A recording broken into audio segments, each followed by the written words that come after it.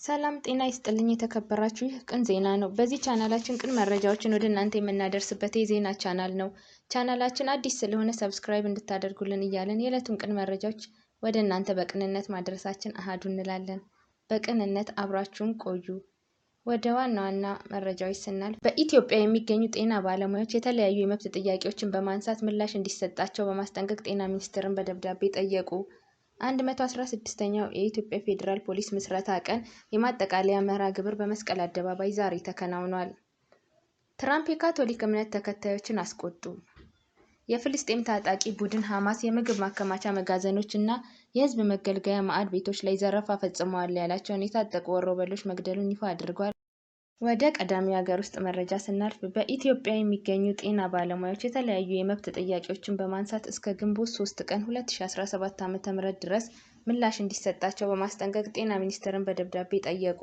የኢትዮጵያ ጤና ባለሙያዎች ማህበር ጥያቄዎቻቸው ትክክለኛ መሆናቸውን ማህበሩም ከዚህ ቀደም በዘርፉ ላሉ ችግሮች መፍትሄ እንዲሰጥ ሚኒስቴሩን በደብዳቤ ሲጠይቅ እንደኖረ ተናግሯል።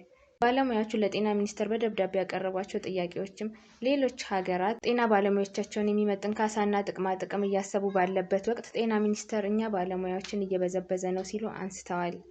ከምስራቅ አፍሪካ ሀገራት ተሞክሮ በመውሰድ የደሞዝ ክፍያ በወር $1000 እንዲተገበር፣ በዓለም ጤና ድርጅት ምክረ ሀሳብ መሰረት የስራ ሰዓት 45 ሰዓት በሳምንት እንዲገደብ ጠይቀዋል።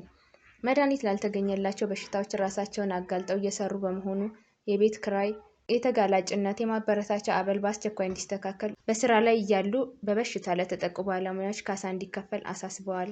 እንደ ማንኛውም የመንግስት ሰራተኛ በመታወቂያቸው ነፃ የትራንስፖርት አገልግሎት ተጠቃሚ እንዲሆኑ፣ የትራንስፖርት አበል እንዲታሰብላቸው፣ ከቀረጥ ነፃ መኪና እንዲያስገቡ እንዲደረግላቸውም ጠይቀዋል።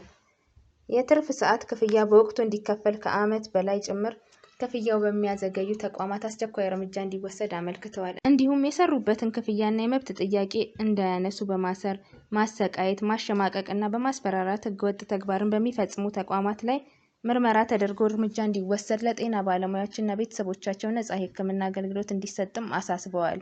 ለመኖሪያ ቤት ማህበር መስሪያ ቦታ ተጠቃሚ እንዲሆኑ፣ የጤና ባለሙያዎች ግድያ እንዲቆም መመሪያ እንዲወጣና ተፈጻሚ እንዲሆንም ጠይቀዋል።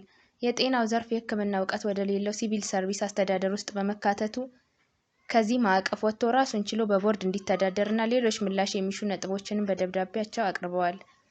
ጥያቄዎቻቸው የፖለቲካ አውድ እንደሌላቸው ጠቅሰው ለጥያቄዎቻቸው እስከ ግንቦት 3 ቀን 2017 ዓ.ም ድረስ ምላሽ ካላገኙ በህግ አግባብ እርምጃ እንደሚወስዱ አስጠንቅቀዋል።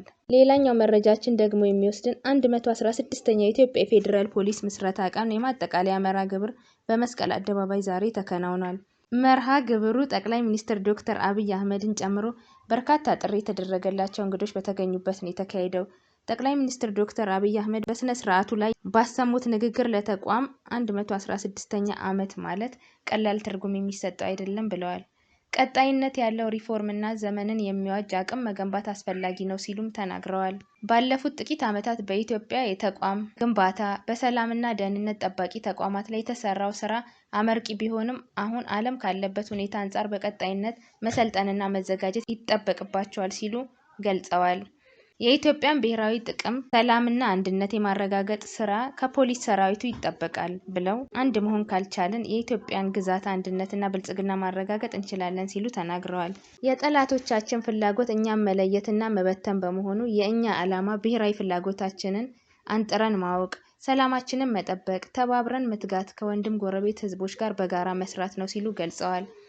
ከዚያ ያለፈ ነገር ካለ እንደ አባቶቻችን በአርበኝነት ስሜት የኢትዮጵያን አንድነትና ብሔራዊ ጥቅም ማስከበር የሁል ጊዜ ስራችን ነው ሲሉ ለሰራዊቱ መልእክት አስተላልፈዋል።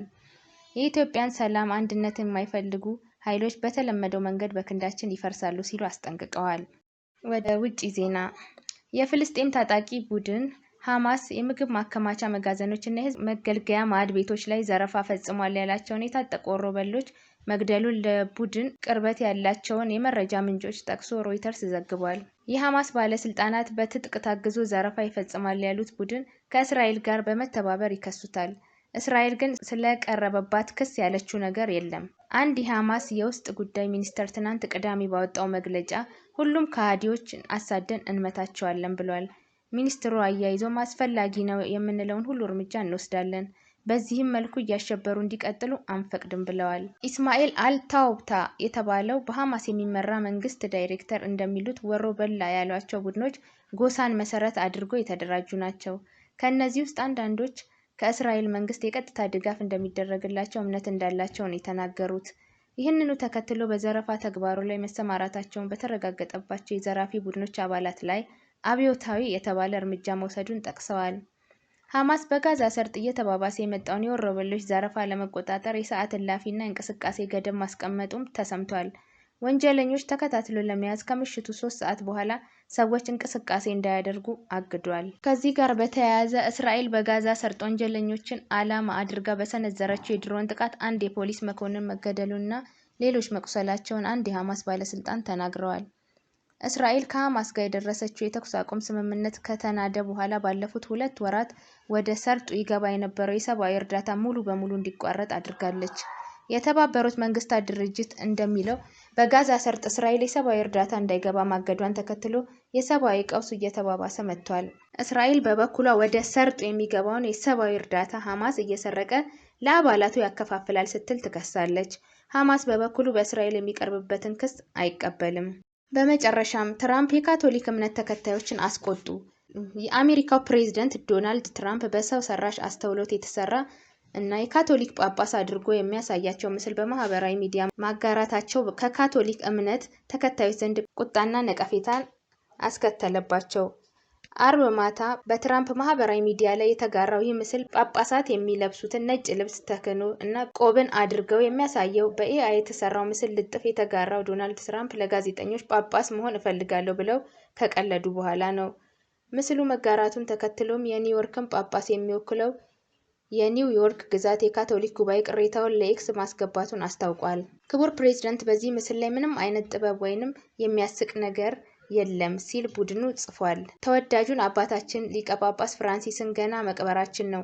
እንዲሁም የካቶሊክ እምነት አባቶች ቀጣዩን ሊቀ ጳጳስ ለመምረጥ በቅዱስ ጴጥሮስ ቤተክርስቲያን የጽሞና ጊዜ ሊጀምሩ ነው፣ አያላግጡብን ብለዋል ቡድኑ በመግለጫው። የጣሊያን የቀድሞ ጠቅላይ ሚኒስትር ማቴዎ ሬንዚ ዶናልድ ትራምፕ ምስሉን በማጋራታቸው ኮንነዋቸዋል። ሬንዚ ይህ ምዕመኑን የሚያስቆጣ፣ ተቋሙን የሚሳደብ እንዲሁም የቀኝ ዘመም ዓለም መሪዎችን በማላገጥ ደስታን እንዲያገኙ የሚያሳይ ምስል ነው ሲሉ በኤክስ ገጻቸው ላይ ጽፈዋል ሲል የዘገበው ቢቢሲ ነው። በያላችሁበት ቅን ወሬ ያሰማችሁ እያልን መረጃችን እዚህ ላይ እንቋጫለን። ሰላም።